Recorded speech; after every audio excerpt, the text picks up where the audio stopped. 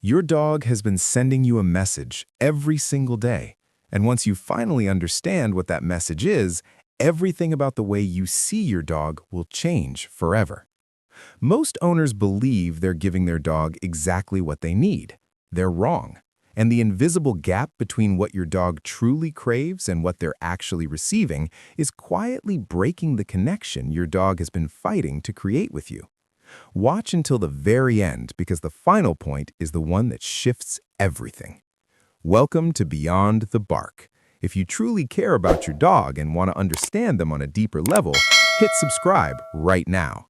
Let's dive in. 1. Making your dog the very first thing you acknowledge when you open your eyes. Here is something almost nobody in the dog community ever brings up, and it sounds so basic that most people will skip right over it without thinking twice. But if you only take one lesson from this entire video, let it be this one. The first 5 minutes after you wake up are quietly shaping your dog's entire emotional state for the rest of the day. Not their meals, not their exercise, not their chew toys, those opening 5 minutes. Dogs are pack-wired animals. That is not just a cute label or a poetic way to describe them. It is a biological fact that has been encoded into their DNA across 15,000 years of shared evolution with humans. Their brains are hardwired to center around a social anchor. In nature, that anchor was the alpha of the pack. In your household, that anchor is you. And the second you wake up and grab your phone, before you even glance at your dog, you are sending a message that hits somewhere deep in their nervous system. That message says, "You are not what matters most to me." Research published in the journal Applied Animal Behavior Science revealed that dogs who received regular morning social engagement from their owners displayed noticeably lower baseline cortisol levels throughout the entire day. Reduced stress, a calmer demeanor, a more balanced nervous system, all triggered by something that takes less than a minute. You don't have to make it a big event. You don't need to roll onto the floor and play with them at 6 in the morning. Simply wake up, meet their eyes, and say their name with genuine warmth. Allow them to come to you the way they naturally want to. Let that moment belong to them. Because here is what is truly going on when you do that, and this is the part that most owners never get to hear. Your dog has been lying there waiting the entire time you were asleep. Their whole world was on hold. You are the center of their universe. And when you turn to them first, before the coffee, before the screen, before the rest of the world, something fires in their brain that no treat and no toy could ever replace. It registers, "I am important here." And a dog who feels important is an entirely different creature than a dog who is left wondering. Stay with me because the contrast between those two dogs will become impossible to ignore by the time we get to point 6. 2. Allowing your dog to smell the world at their own pace. How often have you yanked the leash during a walk because your dog paused to investigate something for the 10th time in 2 minutes? How many times have you muttered, "Let's go," and dragged them forward because you were running behind schedule? Nearly every owner has done it, and nearly every owner has no clue what they just stripped away from their dog. To grasp why this is so important, you need to understand something fundamental about how your dog actually perceives reality. Humans are built around vision. We navigate our world mainly through what we see. Dogs operate on a completely different system. A dog's nose holds up to 300 million olfactory receptors. Humans have roughly 6 million. The region of a dog's brain assigned to processing scent is proportionally 40 times bigger than the same region in a human brain. So what does that actually look like in real life? When your dog stops at a lamppost or a strip of grass for 60 seconds, they are not killing time. They are processing information. They are absorbing a complete narrative. Which creatures passed through here? How recently? What was their diet? Were they anxious? Were they well? Every scent is a sentence. Every patch of ground is a chapter. Your entire neighborhood is a story your dog has been piecing together for years. And every time you drag them away, you are ripping the page out mid-paragraph. A groundbreaking study published in Applied Animal Cognition discovered that dogs who were permitted to engage in prolonged sniffing sessions on walks demonstrated significantly greater levels of optimism in follow-up behavioral assessments compared to dogs who covered the same distance but were restricted from sniffing freely. Let that sink in. Optimism. Not merely contentment, not just reduced anxiety. Optimism. The freedom your dog has to use their nose directly shapes how they interpret the world around them. This is the kind of walk your dog is actually longing for, not the quickest lap around the neighborhood, a slower, intentional walk where their nose leads and you follow with patience. 20 minutes of real, uninterrupted sniffing does more for your dog's mental well-being than a full hour of straight physical exercise. And here is the deeper reality. When you stop pulling and start letting them explore, something changes between the two of you. Your dog starts to believe that being beside you means their needs are valued. That belief is the foundation every other point in this video is built upon. Stay with me because we are only scratching the surface. 3. Understanding the power gap between how you speak softly and how you speak loudly. Do you talk to your dog throughout the day? Do you describe what you're doing out loud? Welcome them when you walk through the door. Call their name just because you want to? If you do, you are doing something far more significant than you think. If you don't, today is the day to begin. A 2022 study conducted by researchers in Budapest used brain scanning technology to observe how dogs reacted to their owner's voice. What they uncovered is one of the most striking findings in the entire history of animal cognition research. Dogs don't merely identify their owner's voice, they process the emotional quality of that voice using the same brain hemisphere that humans rely on for interpreting emotional speech. Your dog's brain has evolved a specialized system for decoding the way you speak to them. And here is what the research actually revealed.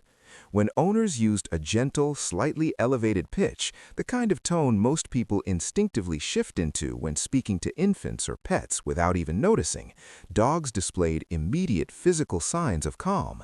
Their heart rate slowed, their muscles loosened, their gaze softened. When the exact same owner spoke in a monotone, distracted voice, the dog's nervous system remained on guard, not because the words had changed, but because the emotion behind them had vanished. Your voice is one of the most powerful calming tools your dog will ever experience. Every time you greet them gently when you step inside, every time you speak their name with real feeling, every time you murmur something kind while they rest beside you, you are reaching straight into their nervous system and telling it, the world is safe right now. You can let go. I'm right here. No supplement, no diffuser, no compression vest can achieve what your voice achieves when it carries authentic warmth. And the remarkable thing is, your dog has always known the difference. They have never not known. The only question is whether you will show up consistently enough for them to depend on it. Don't go anywhere, because point 4 addresses the single greatest mistake most dog owners are making without even realizing it. 4. Engaging in play like the game genuinely matters. When was the last time you truly played with your dog? Not launching a ball while standing in one spot scrolling through your phone, not flinging a rope toy vaguely in their direction. Actually played, fully there, fully committed, making the game feel like it counted. Because there is a massive difference between occupying your dog and actually fulfilling them. And that difference is the root cause behind so many house dogs developing anxiety, destructive tendencies, and what veterinary behavior specialists are increasingly identifying as canine depression. Dogs are not tamed wolves in the sense that their primal drives have been erased. Those drives have been rerouted. Every breed, from the tiniest Pomeranian to the most massive Mastiff, carries a prey instinct, a chase instinct, a retrieval instinct, a herding instinct. These are not personality traits, they are biological necessities. And when those instincts never find a meaningful outlet, the energy doesn't simply vanish, it redirects itself into your couch cushions, your shoes, your peace of mind. Research published in the Journal of Veterinary Behavior revealed that dogs lacking sufficient interactive play showed dramatically higher rates of separation distress, aggression, and repetitive behaviors. These are not problem dogs, these are unmet dogs. So what does genuine play actually look like? It means you get moving. You make the toy behave unpredictably. You let the intensity build. Slow movements, a deliberate pause, then a sudden explosion of energy. You let your dog win. You let them seize the toy and thrash it and feel the deep satisfaction of the capture. You build in a wind-down period at the end, a few quiet beats that allow their nervous system to descend from the peak of the game. That sequence, the build-up, the pursuit, the capture, the settle, is not entertainment to your dog. It is the ritual that validates who they are. It is the experience that tells their brain, I am capable, I am present, I am recognized. And here is the insight that will reshape every play session you have from this moment forward. When you are the person on the other end of that game, fully engaged, making it count, your dog doesn't just experience play. They experience you as someone who truly gets what they are built for. That creates a depth of bond that no amount of passive cuddles will ever match. Keep watching. Point 5 is about something your dog does every day that you have almost certainly been interpreting wrong. 5. Providing your dog with a space that belongs entirely to them. Does your dog have somewhere they retreat to when the world becomes overwhelming? Not a crate you confine them to during puppyhood, a place they discovered on their own, a corner they gravitate toward, a spot where nobody disturbs them, nobody summons them, nobody demands anything of them. If your answer is no, your dog has been existing without something fundamental, and the consequences of that absence are almost certainly surfacing somewhere in their behavior. Here's the science behind it. Dogs are not pack animals in the sense that they require non-stop social engagement. They are social creatures who equally require solitude. The ability to step away from stimulation, from sound, from movement, from contact, and enter a state of authentic rest is a neurological requirement, not a luxury. A study published in the journal Animals found that dogs given a dedicated, owner-respected sanctuary space exhibited significantly fewer markers of chronic stress compared to dogs in households where no such space was available. And the critical phrase in that finding is owner-respected. The space only serves its purpose if every person in the home understands that when the dog retreats there, they are not to be interrupted, not summoned, not trailed, not dragged back into the social environment until they decide to emerge on their own. This is where the majority of owners unintentionally get it wrong. They place a bed in the corner and then call the dog back 30 seconds later. They arrange a crate and then swing it open mid-nap to check in. They reach down to stroke the dog the instant the dog settles, and every single one of those disruptions teaches the dog the exact same lesson. There is nowhere in this house where I am truly safe enough to let my guard down. The weight of that lesson builds over time. A dog who cannot truly rest cannot truly recover. A dog who cannot recover accumulates tension, and accumulated tension manifests in ways that appear from the outside like behavioral issues, but are actually signals of a need that has never been fulfilled. Give your dog a place, a specific, consistent place. Put something there that carries the scent of comfort. Let them discover it in their own time, and when they go there, treat that space as untouchable ground, because to your dog, that is exactly what it is. And once you understand what unfolds in point 6, you will see precisely why everything we've covered matters far more than you ever thought possible. 6. Remaining completely motionless when your dog decides to fall asleep against you. You know the moment. You sit down on the sofa and your dog slowly, purposefully walks toward you, circles once and leans their entire body into yours, or climbs up and spreads themselves across your lap. Your arm loses feeling, your show becomes unwatchable. You can't reach a single useful thing and you don't dare shift an inch. Most people see this as a harmless inconvenience, an amusing anecdote to share. But what is truly unfolding in that moment is one of the most significant acts of communication any animal is capable of expressing. Sleep is the most exposed state any living being can enter. When an animal sleeps, every defense drops, their awareness fades, their capacity to sense and respond to danger shuts down entirely.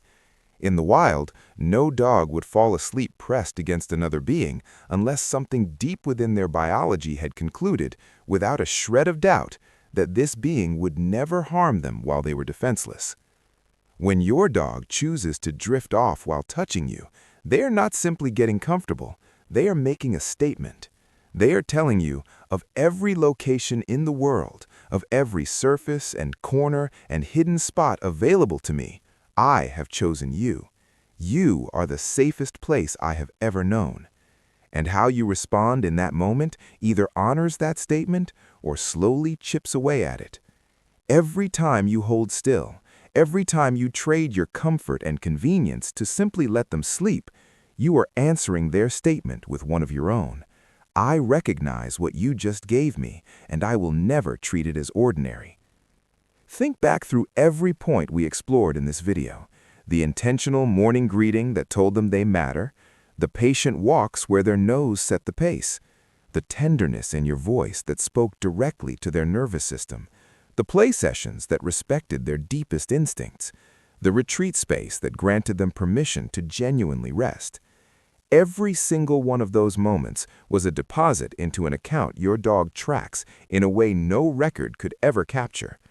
And when they lean into you and let their eyes close, that is the moment the account comes full circle. That is your dog revealing the total.